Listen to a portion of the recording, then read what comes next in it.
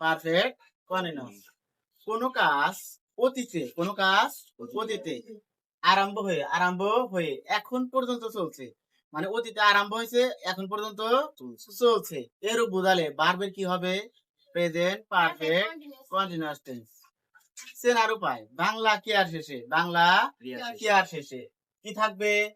ইতেছি, ইতেছো, ইতেছেন, ইতেছিস ইত্যাদি ক্রিয়া বিভক্তি থাকলে আমরা ভাববো এটা কোন টেন্সে আছে? প্রেজেন্ট পারফেক্ট কন্টিনিউয়াস টেন্সে। গঠন পদ্ধতি, সাবজেক্টের পরে পার্সন ও নাম্বার অনুসারে কি বসলো? হ্যাভ বিন অথবা হ্যাজ বিন। এরপর মূল ভার্বের সাথে কি হবে?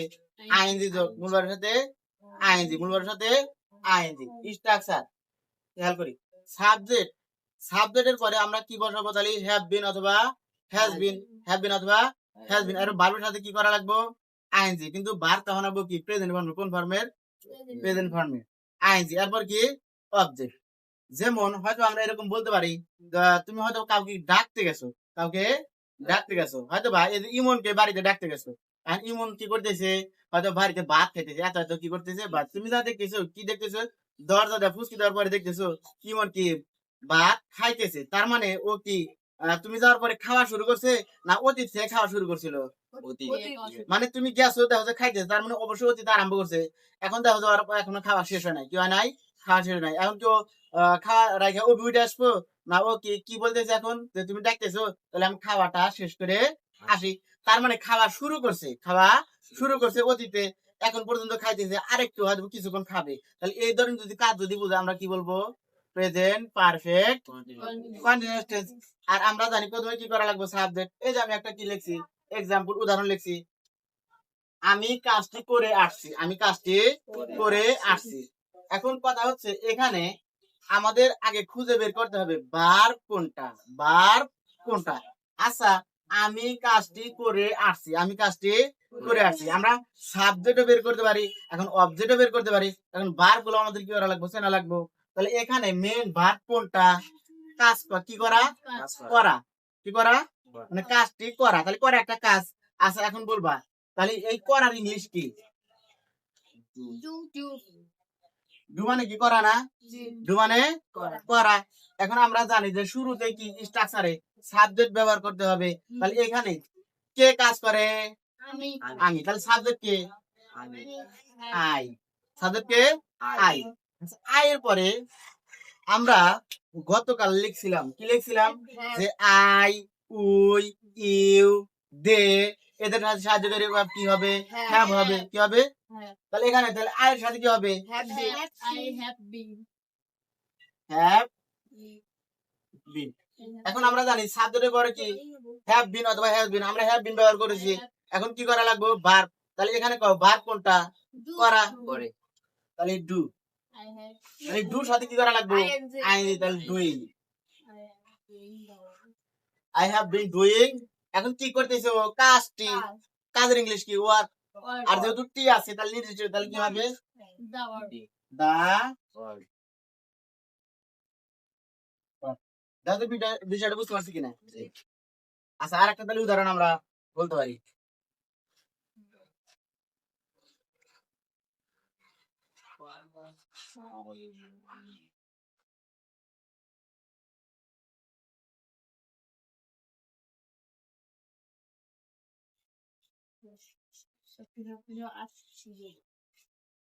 সে বইটি পড়ে আসছে। এখন এখানে মেন ভার্ব কোনটা? মেন ভার্ব কোনটা? পড়া না? আচ্ছা, পড়ার ইংলিশ কি? তাহলে এখানে সাবজেক্ট কে?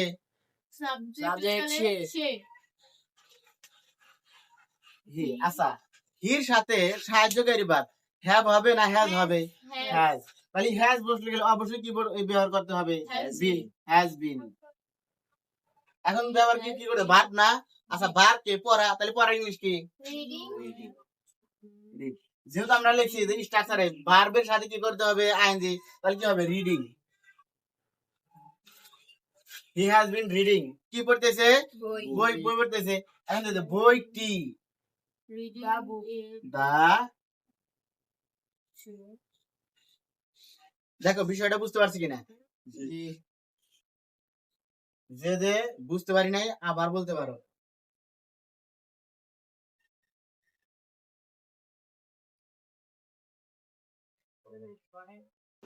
আমাদের স্মরণ রাখা দরকার, স্মরণ রাখা দরকার যে নোটাবেল মানে বিশেষ দ্রষ্টব্য, ব্যাপক সময় মানে পিরিয়ড অফ টাইম। ব্যাপক সময় যদি বোঝায় তারপর আমাদের কি বসাতে হবে? ফর।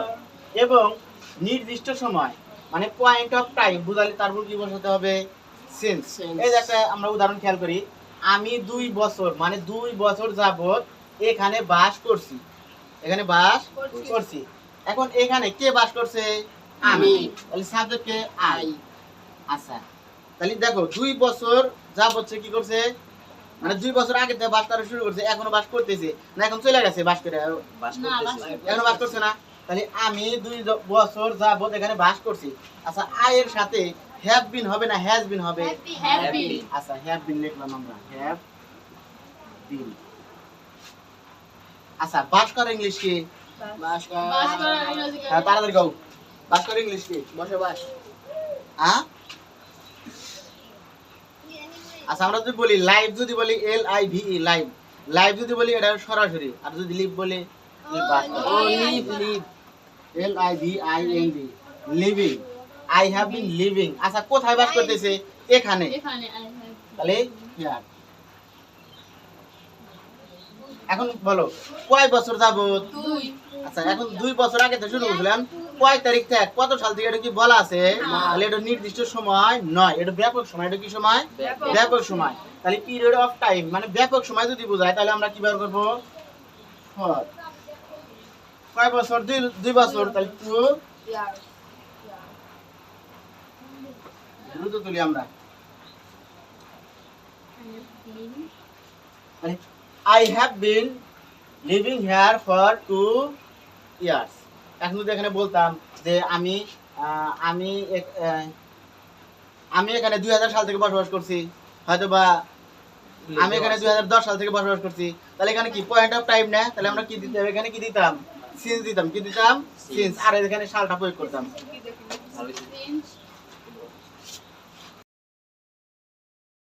প্রেজেন্ট পারফেক্ট কন্টিনিউয়াস টেন্সের কি উদাহরণ খেয়াল করি। আমরা 2010 সাল হতে বাড়িটি তৈরি করছি, বাড়িটি তৈরি করছি। আচ্ছা, এই কাজটা কত সাল থেকে শুরু করছে? 10 সাল। 10 সাল। আচ্ছা, এটা নির্দিষ্ট সময় বোঝাইতেছে না ব্যাপক সময় বোঝাইতেছে? নির্দিষ্ট সময়। কি দেয়া বুঝলাম যে এবার ওরা সাল বইলাই দিছে, কি বলছে? 2010 সাল, 2010 সাল। আমরা জানি যদি ব্যাপক সময় বোঝায়, কি বোঝায়? যদি ব্যাপক সময়, তাহলে আমরা কি ব্যবহার করি? সিন্স ব্যবহার করি। সিন্স না ফর? সিন্স। সিন্স। খেয়াল করি, ব্যাপক সময় বোঝাইলে আমরা ব্যবহার করি ফর। ব্যাপকে কি হয়? ফর। আর নির্দিষ্টতে কি হয়? সিন্স। এখন এই যে এটা নির্দিষ্ট না ব্যাপক সময়? নির্দিষ্ট।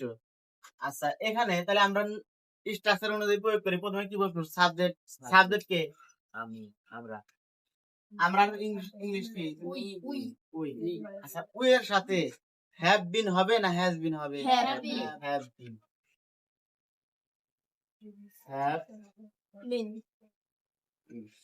এরপরে কি হবে? ভার্ব না? আচ্ছা, এখানে ভার্ব কে? তৈরি করা। বাড়ি কোনদিন ভার্ব হয়? বাড়ি কোনদিন ভার্ব হইব না। তাহলে এটা কি হবো? তৈরি করা। কি করা? তৈরি করা। আচ্ছা, তৈরির ইংলিশ কি? মেক। মেক মানে কি করা? তৈরি করা। তো আমাদের একটা রুলস মাথায় রাখা দরকার,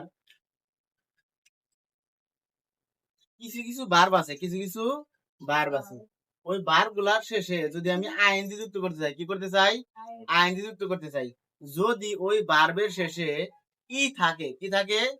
ই থাকে, তাহলে আইএনজি যখন তুমি কি করবা? যুক্ত করবা, তখন এই আইএনজি যুক্ত করার কারণে এই ই আছে না, ইটা কি হবে? ভ্যানিশ। তাহলে কি হবে? মেকিং। Make E ING. তাহলে এখানে কি ঘটনা করছে দেখো তো। তাহলে এই যে মেকের সাথে কি আসলো, ই আছে না শেষে, তাহলে ই যদি থাকে, তুমি যদি আইনজি যুক্ত করো, তাহলে ওই ইটা কি হওয়া যায়, উঠে যাবো, কি হবো, উঠে যাবো। তাহলে মেকিং হয়েছে না, তাহলে উই হ্যাভ বিন মেকিং।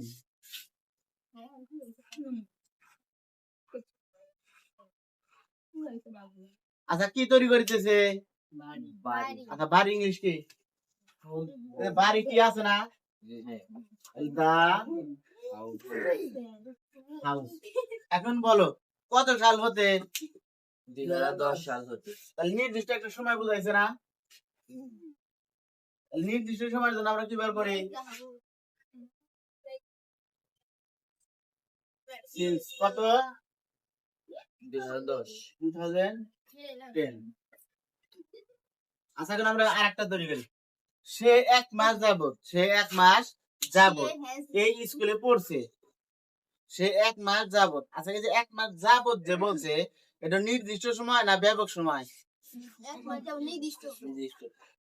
ভালো করে বলো।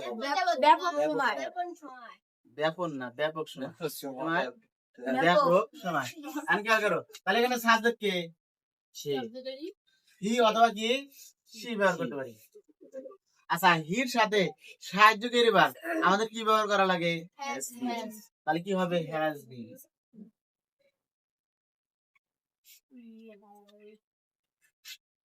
He has been. আচ্ছা এখানে বার কোনটা, স্কুল না পড়া,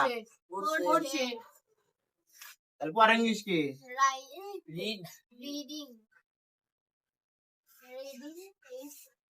কোন স্কুলে, এই স্কুলে, তাহলে ইন দিস স্কুল,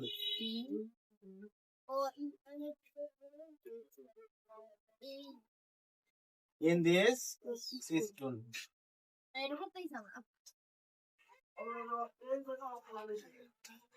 আচ্ছা এটা কি ব্যাপক সময় না, আচ্ছা ব্যাপক সময় বোঝার জন্য এই যে যাবত, এই যাবত আছে না, এই ধরনের কথা যদি উল্লেখ থাকে তাহলে ভাববা যে ব্যাপক সময়। তাহলে ইন দিস স্কুল, আচ্ছা কয় মাসের কথা বলছে, এক মাস, কয় মাস, এক মাস। তাহলে কি হবে, ফর এ দেখছে, বিষয়টা বুঝতে পারছি কিনা। তাহলে he has been reading in this school for a month. এরপর একটা খেয়াল করি, রাহাত 2 ঘন্টা যাবত একটি বই পড়ছে, রাহাত 2 ঘন্টা যাবত একটি কি করছে, বই পড়ছে। এখন এই সেন্টেন্সে সাবজেক্ট কে, রাহাত, ভার্ব কোনটা, পড়ছে। তাহলে আমরা আগে সাবজেক্ট লিখি, তাহলে রাহাত। আচ্ছা রাহাত একটু নাম না, নাউন, তাহলে কি হবে, হ্যাভ বিন না হ্যাজ বিন, হ্যাজ বিন। এখন ভার্ব হবে না, ভার্ব কে পড়া না, পড়া ইংলিশ কি, রিডিং, রিডিং। আচ্ছা কি পড়ছে, বই, কয়টি বই, একটি, এ বুক, এ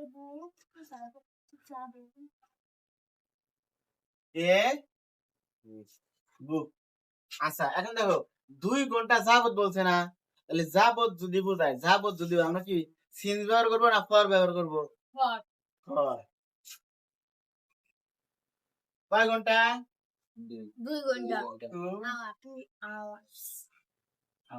দেখো যে বিষয়গুলা বুঝতে পারলাম কিনা। যদি এই 3টা উদাহরণ থেকে আমরা খেয়াল করলাম, যদি নির্দিষ্ট সময় বোঝায় তাহলে ওই সময়ের আগে আমরা কি ব্যবহার করি, সিন্স ব্যবহার করি। আর যদি ব্যাপক সময় বোঝায় তাহলে ওই যে ওই সময়ের আগে আমরা কি ব্যবহার করি, ফর, ফর ব্যবহার করি, কি করি, ফর ব্যবহার করি। দেখো ঠিক আছে কিনা।